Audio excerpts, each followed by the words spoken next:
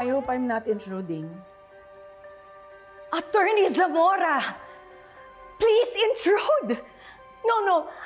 I mean, please. Interrupt me as you must. Sheila? Merienda, please? Yes po, ma'am. Anything. Sorry if I came here unannounced. I wanted to see you in your environment, unstaged, unpolished for appearances. You see, the way a person lives, especially under pressure, speaks volumes about who they are. Grabe yung sekretary nyo. Hindi ako nilubayan sa pag-ignore sa akin. Akala ko hindi nyo na ho tatanggapin yung kaso ko. Wala naman ako sinabing hindi ko tatanggapin. Pinag-isipan ko lang ng konti. But your case intrigued me.